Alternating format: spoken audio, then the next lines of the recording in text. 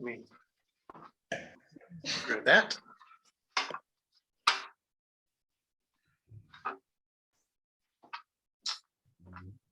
Okay, so a lot of what we've been talking about in this series out of Adam McHugh's book, The Listening Life, has been listening to others.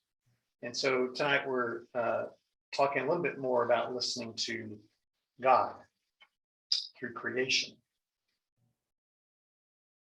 So I'm going to share several images from nature. Ideally, what I'd like to do is for us to be meeting in a park, like Central Park, and we'd all take a field trip together, but we can't do that. We're in the Bronx, but we're going to just use images of nature. Okay, so I'm gonna leave each image up for several seconds and just kind of sit with it.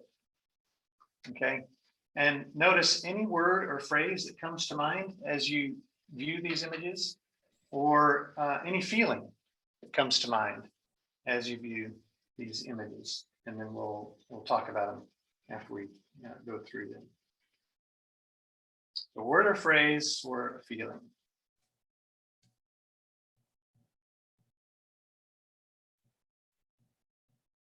I'll run through them all first, and then we'll talk. Just take that in.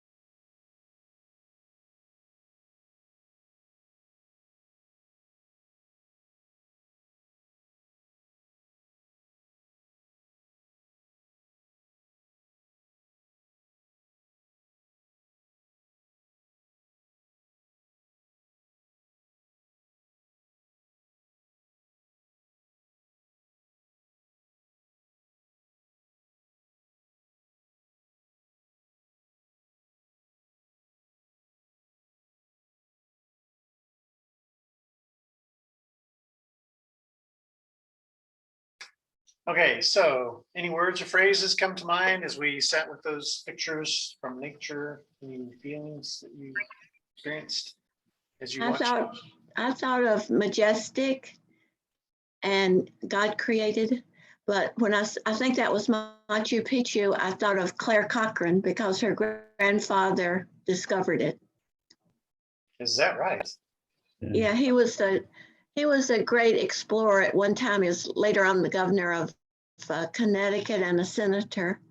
And his name was Hiram Bingham, and that she was Clarissa Bingham when she was first born, and her father was Hiram Bingham's son. Fascinating. Yeah. Other words or phrases or feelings? I thought of powerful and awesome. Yeah, I'm full of awe and wonder, but also, I feel peace and calmness too in looking at those pictures, and thankfulness for God's creation. I had. Go ahead, James. Go ahead, James, please. Uninhabitable. Uninhabitable. I did think of isolated as well. What were you gonna say? I had incredible as one of the words. Yeah, that's good. I'd say the ultimate in engineering. That's in honor of our engineers. Great engineer. I thought of the word reflective. I mean, there's Oh, yeah.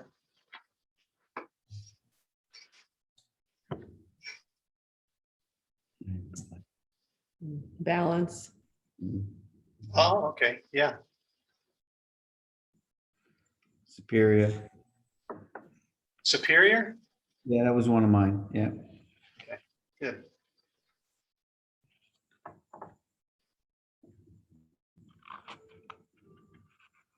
Okay, so part of listening to God, which there's several chapters in the book that sort of focus on that part of listening. Part of listening to God involves listening to creation. So we want to kind of explore that tonight. Let's just walk through several texts here. And you tell me what you think God is saying through creation according to each of these texts. What is God saying according to each text? So Psalm 8, 3 and 4, when I look at your heavens, the work of your fingers, the moon and the stars, which you set in place, what is man that you're mindful of him, and son of man that you care for him? So what's God saying through creation according to that text?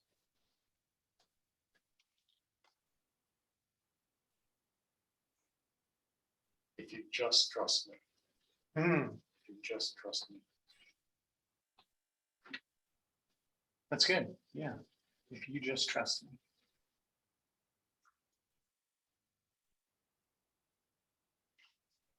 Others? What's God saying through creation according to this text?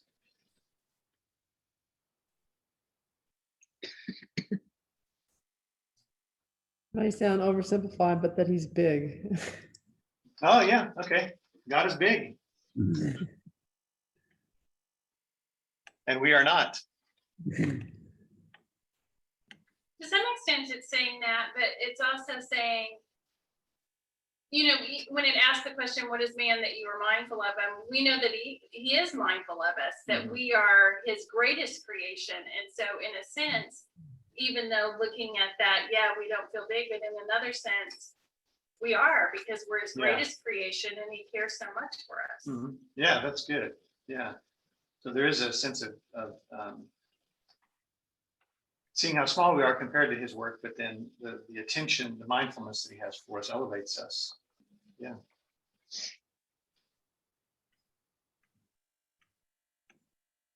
I could jump in, Chris. Before you put the slide up, one of the things that I thought about was unblemished, and in the scenes that you showed were really creations of God. And when you look at them, you think of their beauty, and of course there's blemishes in them, but you don't see them. And so in some respects it's unblemished. And mankind, men and women, we're essentially unblemished equally because we're products of God. But when you really look at us, of course we're blemished. But you could look at persons the same way you look at these beautiful scenes, I'll say, of nature, and not find the blemishes, and therefore find unblemished. Oh, that's very nice. Yeah, good insight. Thank you, Art. I wonder if you, along sort of that same line, you know, we look at those photos and they're magnificent, right? There's no doubt about it. But if you could create an image of the sum of a person's life, you know, all that they might have accomplished or done or touched, I wonder if it might be just as powerful. Oh, wow. Yeah. Look at an entire lifespan, and some short lives too. Yeah. Each one a beautiful landscape. Yeah. Okay, let's look at another text. What's God saying through creation according to this text? It's in Matthew 6. Look at the birds of the air. They neither sow nor reap nor gather into barns, and yet your heavenly Father feeds them. Are you not of more value than they? And which of you, by being anxious, can add a single hour to his span of life? And why are you anxious about clothing? Consider the lilies of the field, how they grow. They neither toil nor spin. You know, I tell you, even Solomon in all his glory was not arrayed like one of these. But if God so clothes the grass of the field, which today is alive and tomorrow is thrown into the oven, will he not much more clothe you, O you of little faith? What is God saying through creation according to this text?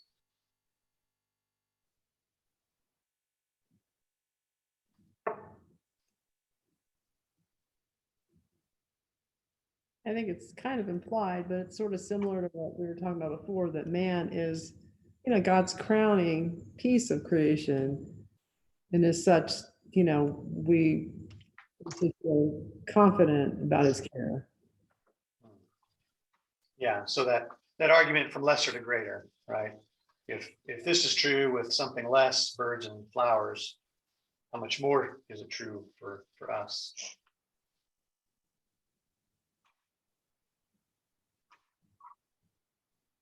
What else? What is God saying through creation according to this text?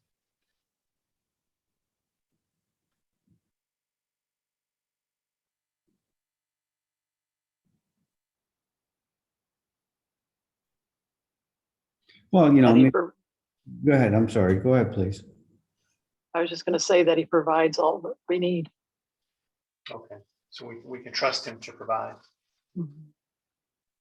Yeah, and my comment was similar, Penny. I was gonna say, you know, I don't know if nature is anxious, and so, you know, why are we anxious? Yeah, that's good. Okay, next text. What's God saying through creation according to this text? A couple of them from the parables of Matthew 13. The kingdom of heaven is like a grain of mustard seed that a man took and sowed in his field. Again, the kingdom of heaven is like a net that was thrown into the sea and gathered fish of every kind.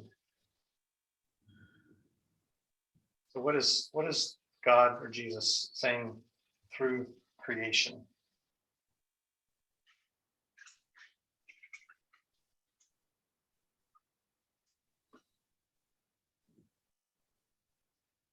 I mean, to some extent that it's mysterious, you know, how it works. That you couldn't tell by looking at a seed what would happen to it. You know? Okay. And again, he's talking about the kingdom of heaven.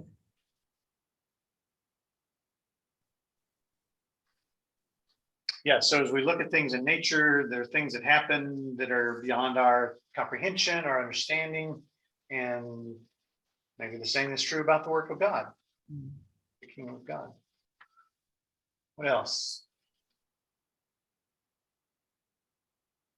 Well, the fish of every kind just kind of plays into the all. You know, there's been a lot about the all, and all are invited, all belong, and so every kind is the correlation there. Perhaps. Yeah, yeah.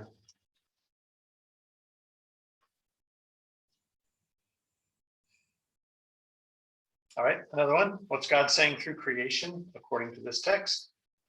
For what can be known about God is plain to them because God has shown it to them. For his invisible attributes, namely his eternal power and divine nature, have been clearly perceived ever since the creation of the world and the things that have been made. So what does God say through creation?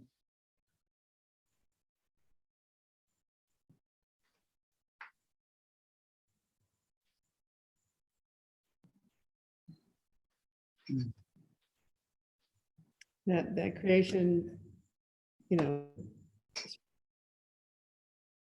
it demonstrates those things, eternal power and divine nature. That creation demonstrates those things. So we can look at nature and we can make certain conclusions about the power of God, the eternal nature of God, the deity of God. Presence of God. What's that? Presence of God, even too. Presence of God.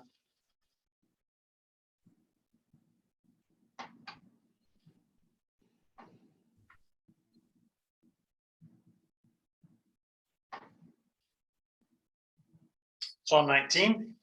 The heavens declare the glory of God. The sky above proclaims his handiwork. Day to day pours out speech, and night to night reveals knowledge. There is no speech, there are no words whose voice is not heard. Their voice goes out through all the earth, and their words to the end of the world. And then he has set a tent for the sun. So what does God say through creation, according to this text?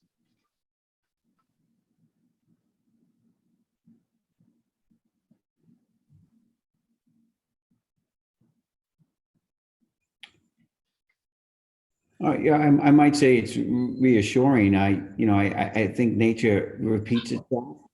And so there's some assurance in that what comes will go and what goes will come. And so it's like eternal. And Hmm.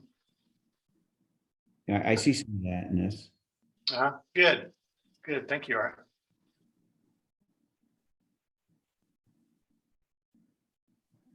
If it's okay to just go a little bit further, Chrissy, I mean, maybe it's going to come up later on, but, I kind of wonder about, some of the things that might not be as pleasant in nature and, the scenes that we saw were magnificent and beautiful. And, maybe, I'm not saying this is not so, some people would see beauty in a rainstorm, but,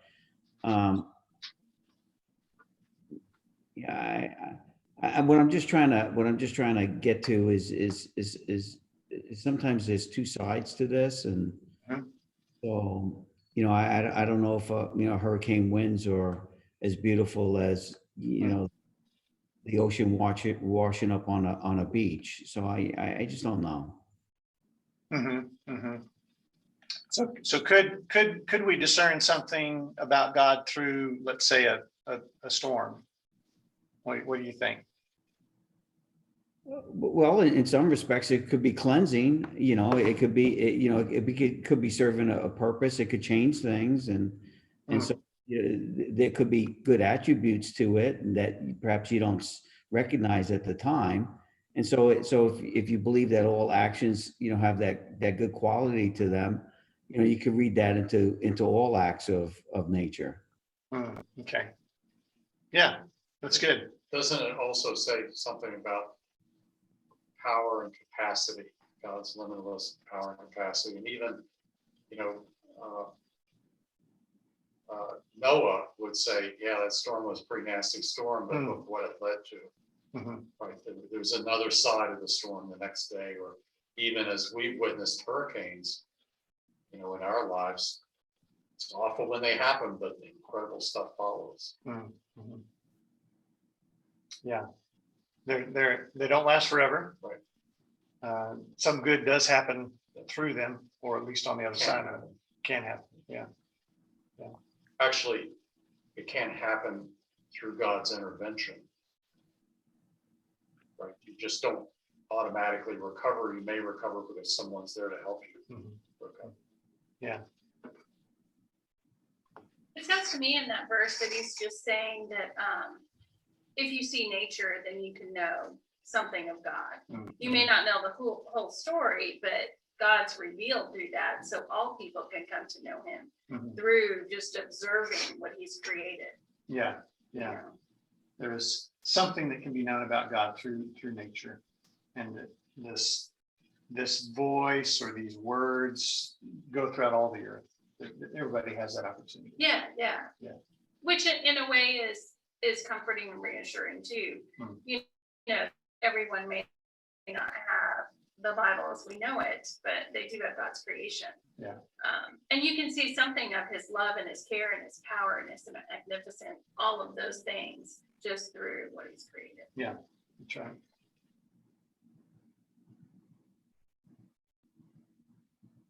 Okay, this quote from Adam McHugh in the book. He says, "Then I stumbled on the ancient Celtic tradition that presents not one, but two sacred texts to study, the Bible and what they call the big book, the creation. I have shelves and stacks of theology books in my apartment. At that moment revealed a creation-sized hole in my library. Whereas books usually speak in prose, the creation speaks in poetry. If we take time to listen, we may discover that we are surrounded by parables and allegories and lyrics that defy the skill of our most touched poets." It's kind of interesting image there. These two texts that God has given us to know more about him and his ways. One is the Bible, and then the other is the big book of creation. And if we really want to know God, then we need to spend time in both of these books. That's interesting. Mhm. To say if we really want to know him, we've got to spend time with both. Yeah. I mean, it seems right based on these texts that we've looked at. I mean, so much of Jesus' teaching seems a reflection on what he sees in nature. You know, he made it. It might also be a reminder that we often overlook the obvious, Hmm. right in front of us, and we Yeah. don't get the hint. We Yeah. don't see God's hands at work in some of these things. Right. Yeah. And I wonder about the whole urbanization of our world. More and more people are living in fewer and fewer cities, mega cities around the world. And so, what does that do? We miss what used to be right in front of us. And now we're surrounded by asphalt and buildings. But cities themselves are sort of living creatures. Right. Yeah. The sum of all these things put together. Yeah. I definitely want to be sensitive to the engineers in our midst. Because ultimately that's a reflection of God's creativity, and I think engineers are probably the closest to God. Is that right, Art? We're still I'm laughing. not sure. They're pretty amazing. Well, I think Julie is. That's for sure. Okay, so because we can't take a field trip, which is kind of what this material requires, we're going to go back through these images that we started with. So rather than just thinking of a word or a phrase or a feeling, now let's consider these images. And just think about one or two things that God is saying to you about himself or his ways or about you through these snapshots of nature.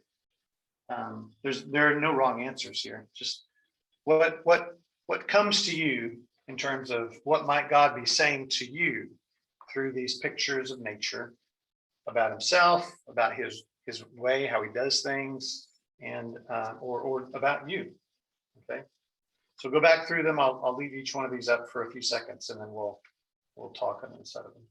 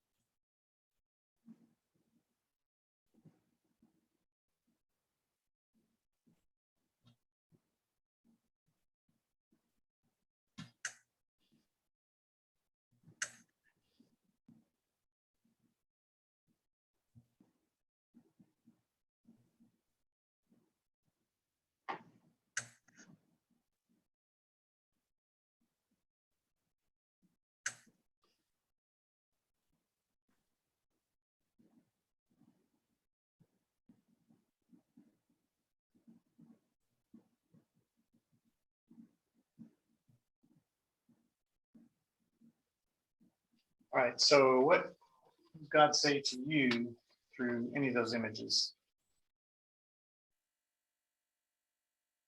Robert? Creation reveals how awesome and marvelous God that I am. Hmm. How awesome and marvelous God is. Thank you, Robert. Sylvia, we can't hear you. I'm unmuted. Can you hear me now? Yep. Yes. I think he wants us to slow down and observe the magnificent handiwork that he's done and just realize how magnificent it all is and what he is to us. He's given us these beautiful places. Mm-hmm. Good. But Slow down, pay he's attention. also saying that you, Jane, and Sylvia, and Penny, and Robert, and Sandy are among my beautiful works. Mm, You are. mm, You are. Good. Yeah. Sorry, Art, to leave you off there.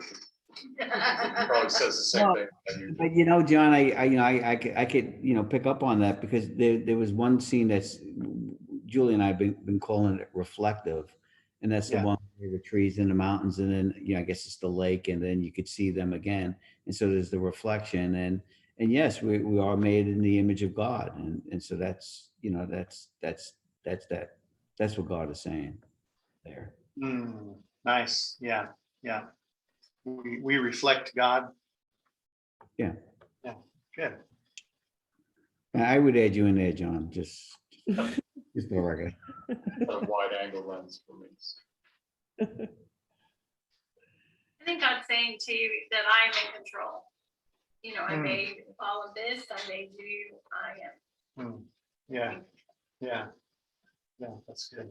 I don't know how to express this exactly, but I thought about some of the places that they're kind of treacherous. You know, they're not Yeah. something you can really go climbing around in. You know, you can appreciate the beauty, but there is a mystique there that is, Hmm. you know, that just again says, I'm God.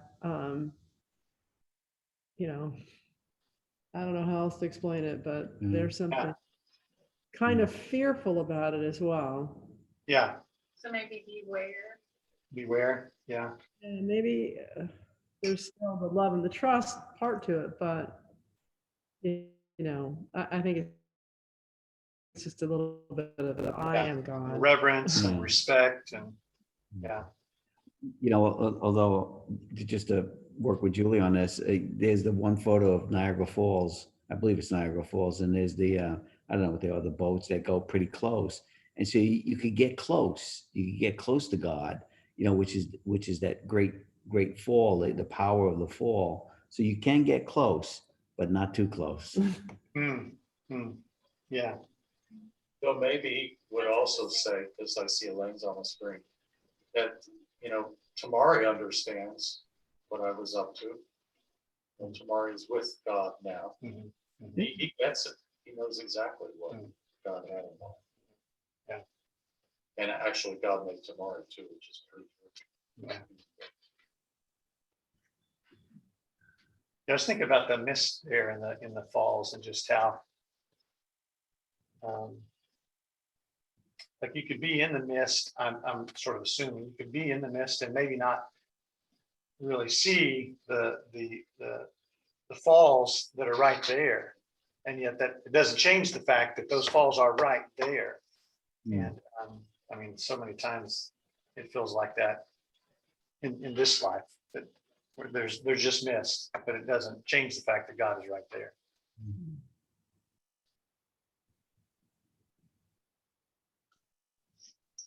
Okay, some application. This one from the book that we're using on Sunday mornings. There's a chapter in that book on praying with nature, and it seems like a perfect tie-in to this chapter in the McHugh book. So we're not going to cover that one on Sunday morning. So James Martin, in this chapter, How to Pray with Nature, he talks about several perspectives on nature and prayer. So I've just written, I think maybe 3 of them down here. So number 1, he says, let nature calm or delight you. So this would be one way to utilize creation in a spiritual way. Let it calm you and delight you. So he writes, spending time outdoors is good for your mental, emotional, and physical health. Because when we are in nature, we are encountering something created directly by God. And so the distance between God and us is decreased. How many of you find that when you're in nature, you feel calmer or you feel more joyful? I think quite a few of us. Yeah. So he's saying lean into that, take advantage of that, get out and get some calmness, get some joy.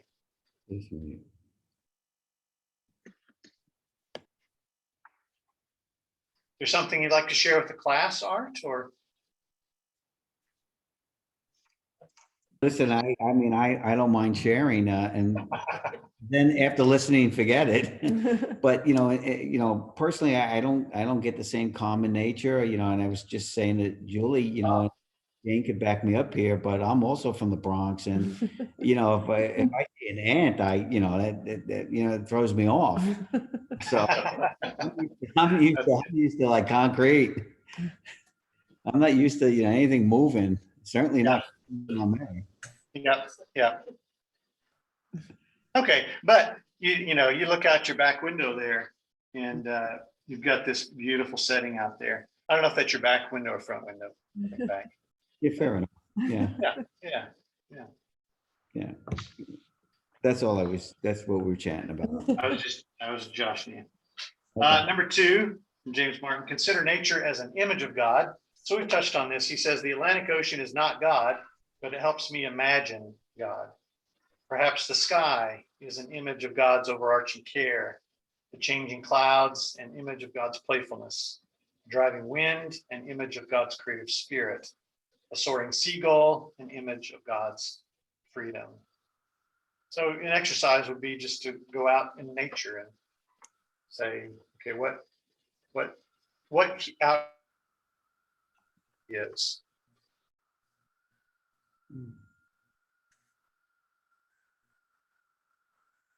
And then number 3, it says, look for epiphanies in nature.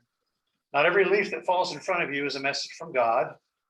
At the same time, we shouldn't be blind to the variety of ways that God speaks to us, one of which is often directly through nature. So he's proposing that you could go out, take a walk in nature, and you could find that something strikes you and you feel like, oh yeah, God's inviting me to do such and such, or God's providing some wisdom about ABC in my life, that God may actually speak to you as you spend time in nature.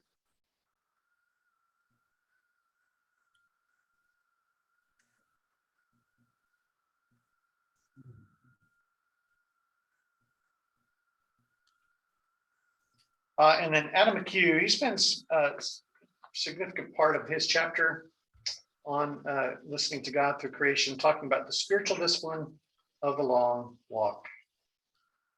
So he says, God spoke creation into existence, and now creation speaks of his existence.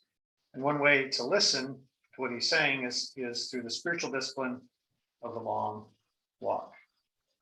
So it's long in that it needs to be long enough to allow our minds to settle and get all of the stuff that we're thinking about, give it time to get out of there, so we can be open to whatever God may reveal to us in nature.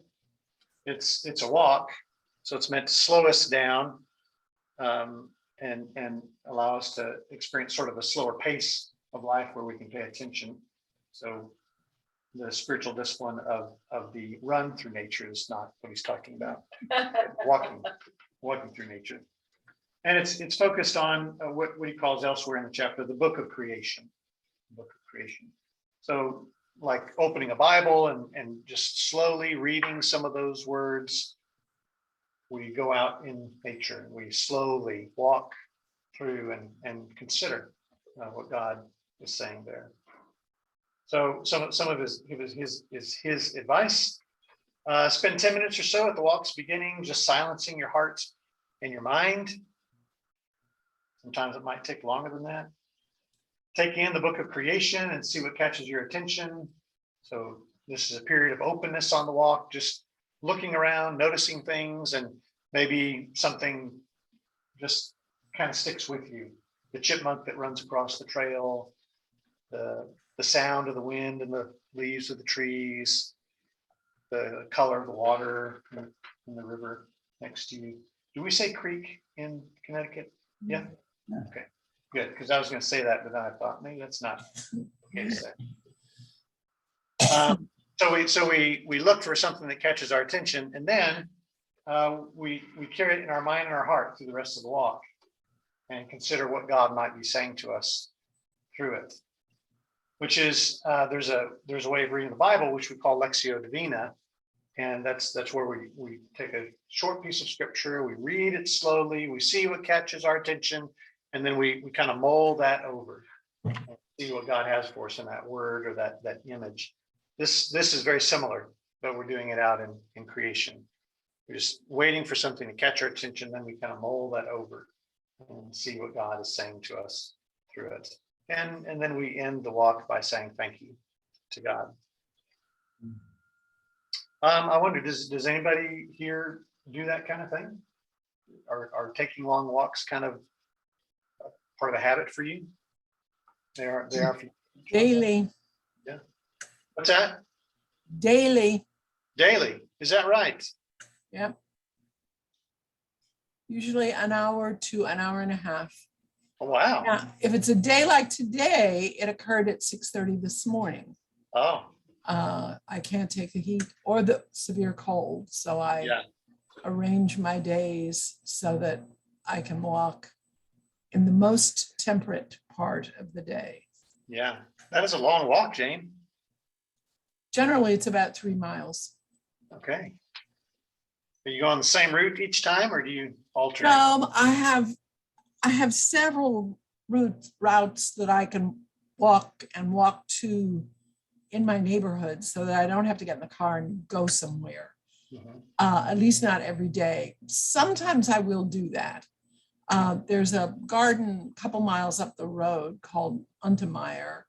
Sometimes I drive up there and walk there. Wave Hill is a garden that I know John knows that's just so beautiful. And it's about a mile from here. So I generally walk down there and then I walk for about an hour in the garden and then I walk back. And I try, when it's cold, sometimes I find myself wanting to hurry, Yeah. but I try not to hurry. Yeah, I've been doing it for a number of years. Wonderful. Thank you for sharing that, Jane. Yep. John, is this something you do daily or a few times a week? Well, pandemic turned us into walkers. Oh, okay. So Yeah. We walk the neighborhood quite often. You see, I walk a lot of places and look at a lot of things. But my favorite place is Martha's Vineyard to walk and hike Oh, okay. up there. But Yeah. New York's got tons of places, as Jane said. Yeah. And Connecticut's crawling with them. Mhm. What's the river over here in Stanford? Hyannis River Park. I think that's it. The Dale likes to go to. Mhm. That's Yeah. a beautiful place to walk. Yeah, it Yeah, is. it It is very pretty. We've done Not that. to be competitive or anything, but one of my walks that I do have to get in the car is along the Bronx River, which used to be like the armpit of the earth. It was terribly polluted and just a horrible, horrible place. Smelled, and it's really been reclaimed. It's a beautiful, beautiful place to walk now. Oh, wow. That's nice. Probably nothing like Hyannis River, but at least you have it. It's barely a creek. There are places in the late summer where I could probably step across it. Oh, is that right? Wow. There are other places and at other times of the year, it's bigger, but Hmm. yeah, it goes up by you, John, somewhere up there. Way up nice. Wow. I have a story about the Bronx River. We had a neighbor, we lived in an apartment down in Scarsdale long ago. And our neighbors, decades before us, moved up from New York City to their new home on the Bronx River. And before they even got there, they bought a boat. And Bronx River is hardly more than a creek in many major portions of it. Certainly. Especially up there. Oh my But they goodness. thought they were gonna have a place to launch their boat and Oh, cruise no. on the river. Oh, no. Oh, no. Sadly, it didn't work out.